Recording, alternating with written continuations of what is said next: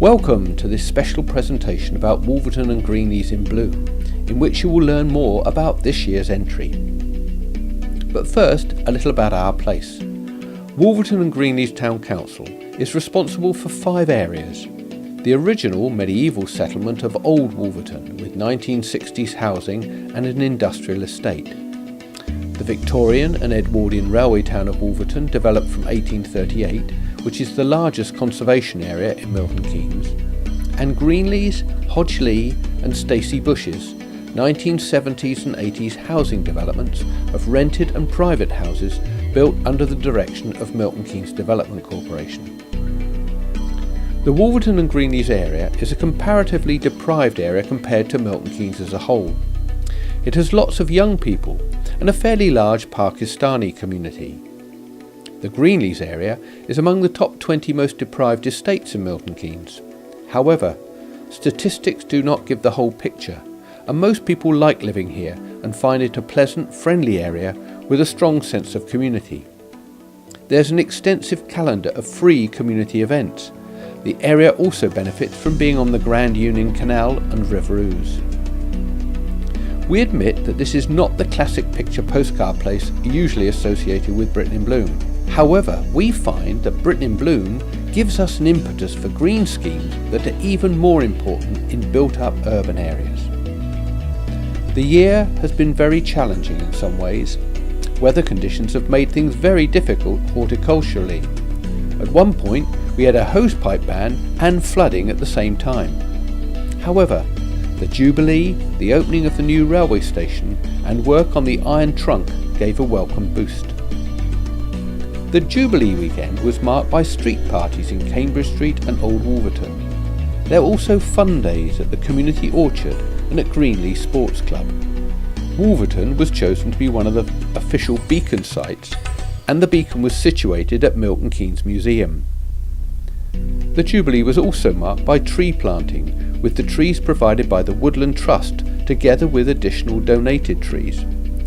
Residents of Frederick Smith Court planted silver birch trees at Hodgeley.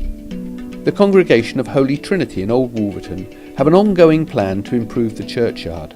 They put in a traditional hedgerow using the Woodland Trust saplings. They also put in some rowans donated by Wolverton and Greenleys in Bloom at the entrance to the church. One of our most interesting projects this year has been the Jubilee Crown Planters. Local artist and blacksmith Nick Packham offered to work with local children to create crowns to top planters.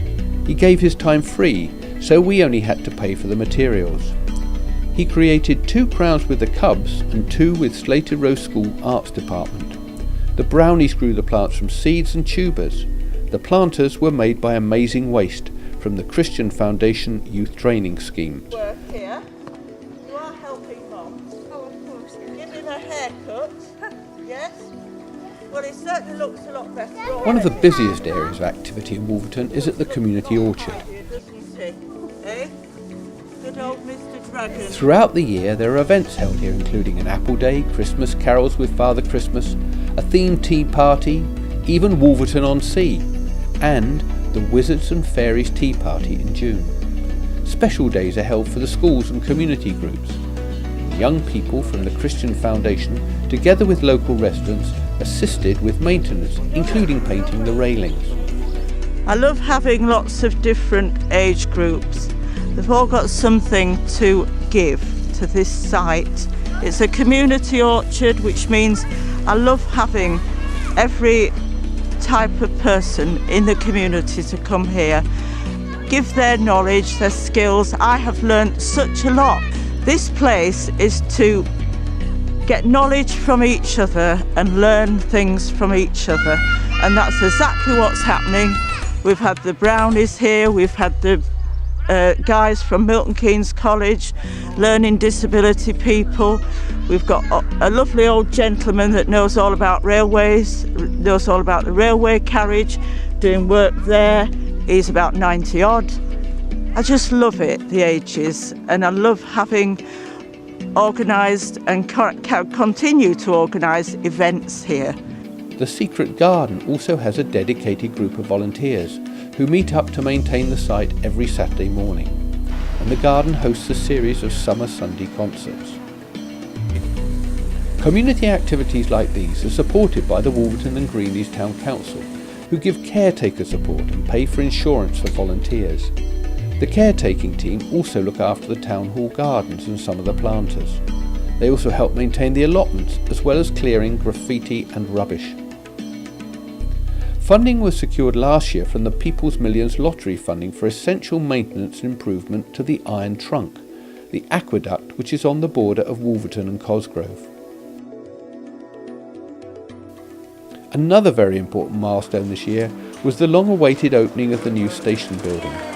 At the topping out ceremony, Wolverton and Greenleys in Bloom provided the traditional bunch of evergreens provided for good luck. The greenery came from local gardens and the community orchard. The greening up projects for areas without front gardens have continued and now include Buckingham Street. We asked residents if they would host and water recycled painted coconut oil containers. Britain in Bloom volunteers grew the plants in a polytunnel on one of the allotment sites. Most residents have been eager to join in, and some have opted to go in for their own planting. We are extending this to another part of Aylesbury Street and will then do Church Street near the shops. The Wolverton Park development continues to receive awards, including a prestigious international award. This development includes a wildlife pond which carries the vast amount of water from the renovated Royal Train Shed. This year, the site has further benefited from a pair of artworks by the sculptor Martin Heron. The figures signify the history of the site. One is a homage to the cycle racing at the park, and the other shows the railway heritage.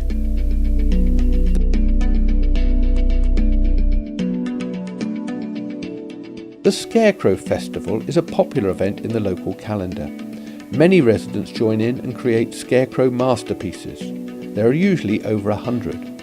It's also a good opportunity to stroll around the town and look at the front gardens, and the community orchard and St George's Church provide refreshments. 2 free guided walks are provided. One visitor from outside the area who was taking part in one of the guided walks remarked, "I had no idea that Wolverton was so floral.